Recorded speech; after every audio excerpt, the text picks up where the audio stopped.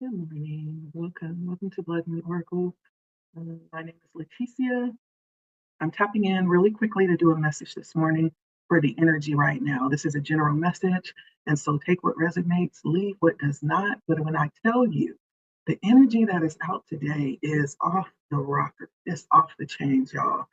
And so I pulled my whole spread in advance, and I have one, two, three, four, five, six major arcana out of 11. Major just life revelations happening right now. It is actually such a good energy for whoever this resonates with. I'm so excited for you with everything that's unfolding. Right now, you're in an energy. I have the Three of Cups, the Three of Pentacles. You are actually, whatever it is that you're doing it well.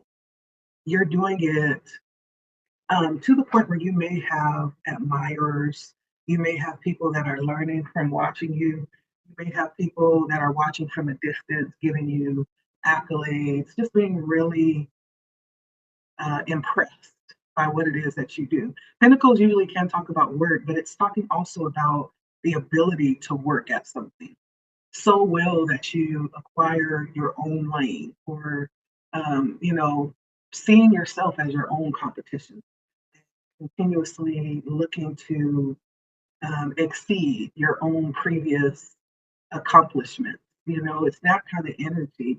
Um, the environment is one that is structured, maybe even a little bit traditional. Whatever this is that you are doing and thriving in is one that has been previously established, and you have possibly even learned this system so well that you have rose above the tradition or you rose above the standards and you're lifting the bar in some type of way.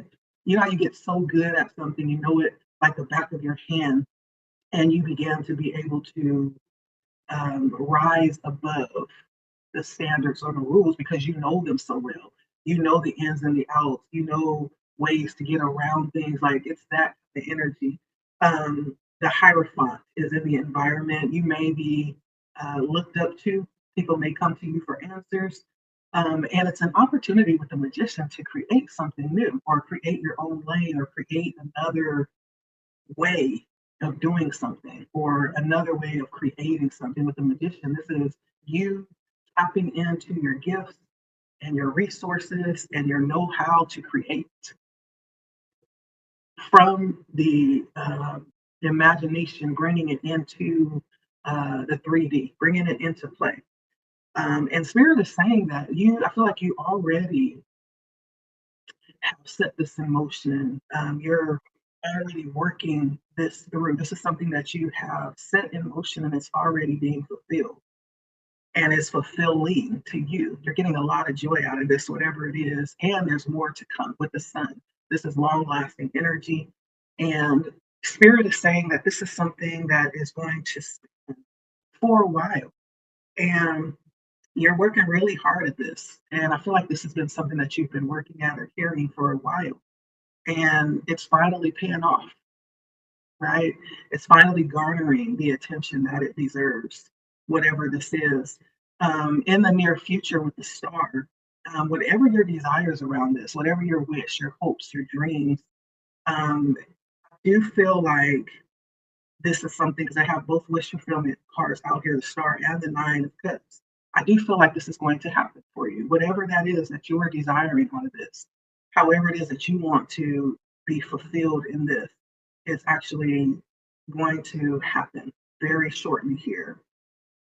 And I feel like this is not something superficial. This is something where you know how you can go to work because it pays well and you make a lot of money, but it's not necessarily enjoyable or fulfilling. And then there are those jobs where it's okay, I make money, but that's not why I'm here. Like I'm here because I enjoy what I do. Like you can't wait to get up in the morning to get to what it is that you do so that you can do it. You can make a difference. You know, you can, for those that love to help people, cause change in people's lives. There's something driving this other than the normal thing that people usually get out of it with the Ten of Cups. This is very fulfilling for you. and you've already received that level of fulfillment. And so there's something more that you're pulling out of this too. And I feel like people see you very established, very fulfilled, um, very resourceful. You are seen as very abundant, and not for the things that you have. You could have a plethora of things and an overflow, but the fact that how you appreciate what you have, how you take care of it, how you look at it and you appreciate it and you acknowledge it, right? There's something about how you hold what you have or how you carry it. People are seeing you as being very appreciative, just very overflowing abundantly is a good word. And it's happening really fast. You may have waited for this for a while, but there's something taking place right now that is, it feels like time has sped up all of a sudden. Things are moving fast. You may be receiving messages coming in quickly right now. And there's something about this too where there's justice. I don't know if something was taken in the past or if there was something that happened that was unfair. There's some level of justice that's being fulfilled as you're stepping into this energy and enjoying this energy and establishing this energy for yourself. And then it ends with the Wheel of Fortune, like all hands on deck, because something amazing is about to take place. The Wheel of Fortune is like things unfolding naturally. The Wheel of Fortune also talks about luck, things happening in your favor, tables turning in your favor, right? You not having to do anything, the tables will turn towards you. I'm hearing that too. This could also have to do with the fact that you have done what you were supposed to do, maybe even more than what you were supposed to do, some level of karma coming back. And as we know, karma is not just for the bad things that we send out, karma is also good. It could be good energy that's coming back around. There's some bit of karma that's coming back for you, and it's good karma. It's good karma. Listen, when I tell you, it is good karma. Let's see. I'm just going to pull some oracle cards. There's something that you've done with fear here that maybe others were too intimidated to. There's some risk that you took that maybe, you know, placed you in a lane of your own or placed you in a position of your own, in a league of your own, I'm hearing. And there's this, whatever this was, garnered some level of respect for you. Yeah.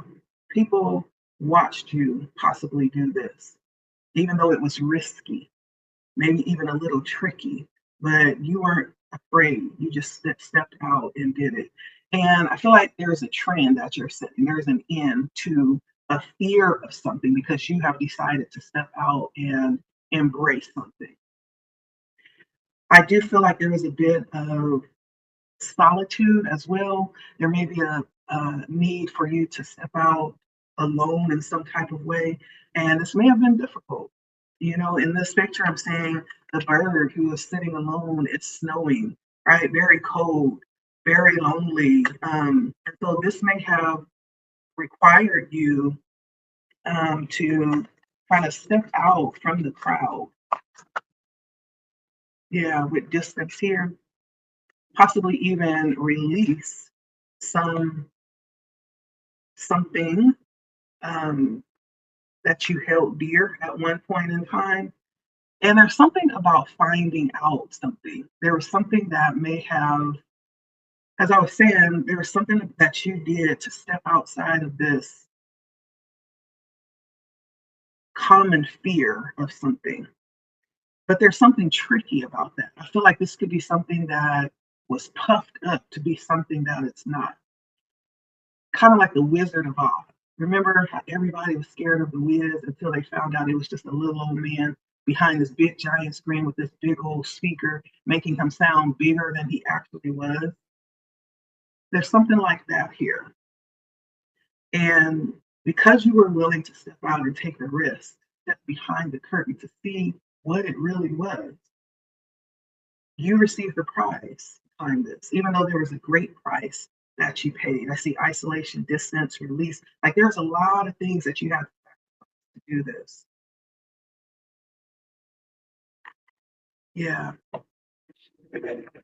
See here, what else? I have Aquarius here in the seventh house.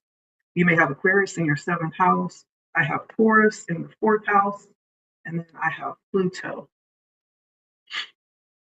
And so there's something I feel like you're really close to mastery if you have not mastered it, because the Aquarius energy is about mastery. It's about the energy of tapping into your genius. This is possibly something that no one else has thought of, and you've discovered it, and you have exposed it or did some type of experiment with it to get to know it better and mastered it.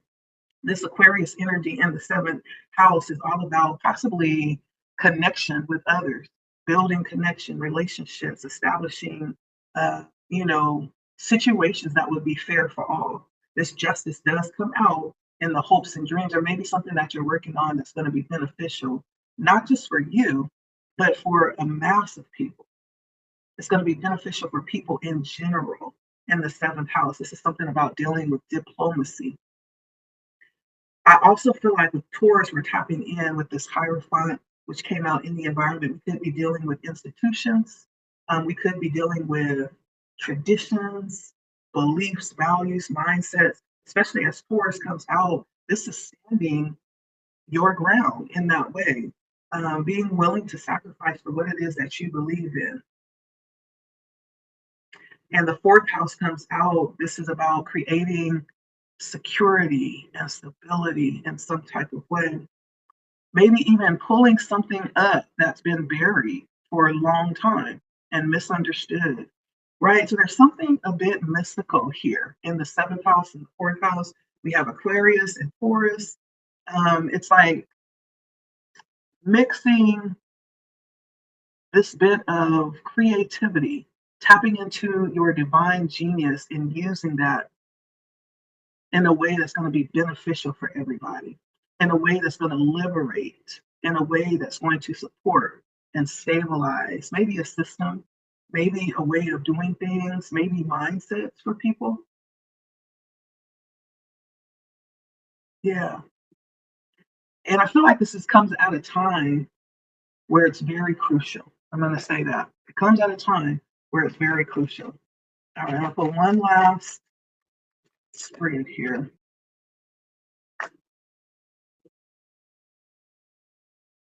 Right? So we have gift, concern, imprisonment, and community. And then on the bottom, we have set and will. Yeah, this feels like it's something that you may have held back for a minute, for a while, or maybe people held back from you, right? Because of something that you have, something that you offer, something that you've been given. There's some possible concern around it from those around you, and that has restricted you in some type of way. Not that it stopped you, but this is the very thing that may have been your fuel to want to expand and to want to go forward and push past the restrictions. But there's some concern around some gift. This may be you tapping into your genius. Mhm. And whatever this is, I feel like you don't even realize potent this is. You don't even realize the potential of what it is that you hold, possibly. You may, but you may not. Because I see some concern here. That could be you, that could be someone else, it could be community, those around you, um, feeling some type of way about this. However, that doesn't negate the genius of what this is. It doesn't negate that. Whatever it is, it's good. And it's good for all. It's going to be something that's going to be beneficial for all. So, what is this? What is this gift, Spirit, that we're looking at here? What is the gift? Ace of Swords,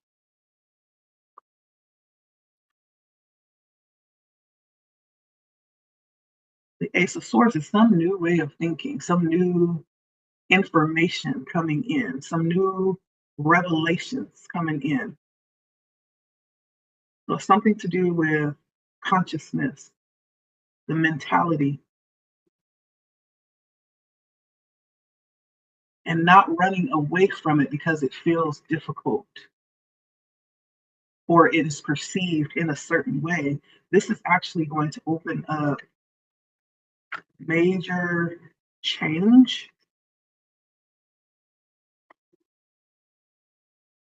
I do feel like this is something that will need to be very careful about too. It's something very sensitive, but it has something to do with uh, the mind, how we see things, how we uh, perceive things, this gift. So it could be, something, it is dealing with your genius. So it's thinking or having some new revelation about something that may have been perceived as something that's not necessarily beneficial or good. But it does not mean that it's not because it's being perceived that way. What is the concern? This new way, the Fool comes out, and the Four of Pentacles. So the concern is coming from this very reserved, conservative approach. It's like, no, we don't, if it's not broke, don't fix it. But what if it is broke? What if there is a need to look and be open to other ways where we can find more, um, something that's going to be beneficial to more people in a greater way? There's this thing that they call future shock, and that means that there is a reluctance to accept the future as it evolves. It's like, no, I don't want to use a cell phone. I'm fine with my landline. I don't trust cell phones. Like, how is it that you can walk around with this thing? It's the reluctance to welcome in a new way. That could be in any type of area of life, right? It could be in our values, our belief system. There's something about wanting to stay, the people around you in general, wanting to stay in this same place, not wanting to evolve, having this very reserved and protective uh, position, not really wanting to, or being a little bit concerned about welcoming in something new. That's the concern. It's because there is a very conservative value that we're dealing with that's being held here. Why is imprisonment here? What does that have to do with what we're talking about?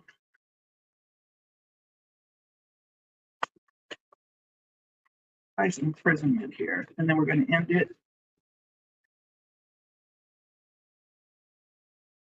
Queen of Pentacles. Oops. I feel like this talks about the need, the restriction of movement, creativity, uh, the restriction of even resources and the ability to take care, right, of what we have and to hold on to it. There's some type of imprisonment here that's being, possibly the solution is in dealing with this imprisonment. This very well could be like a mindset, not being willing to see past, being restricted in some type of way, not being able to see past what it is that has been. It could be a debilitating mindset that keeps us stuck, maybe struggling, maybe not able to really reach where we need to get to. And then the community, Hangman and King of Pentacles. So there's something currently, I feel like, in the balance. It's being hanging in the balance. It's being held in the balance. But there's something that needs to change before that can be released. The King of Pentacles does talk about this a mass of resources available. And it also talks about the ability to maintain it, right? Very grounded energy. But the Hangman says that it's being held up. It is stopped for a second. And so there's something Something about releasing some resources, releasing something that will represent abundance. Yeah. And so, whatever this is that you carry, whatever it is that you carry, it's obvious that we need it. It's obvious. And it's obvious that whatever comes with it is going to be good, not just for you, but for everybody that's around you, for your community, for those that are currently stuck, even for those that don't even feel like they need it because they feel like they're not ready to welcome in that type of thing. It's yet and still needed. Because on the other side of this, on the bottom, what we don't see is sudden wealth. Like there is a flow that's waiting to come in. And I feel like whoever you are, you may have the key to unlock that, whatever that is, whatever that is.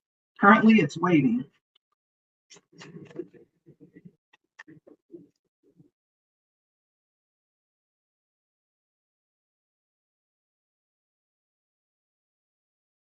Yeah. You are the key to whatever this is. You have the answer. You bring the light to this, and you are the connect.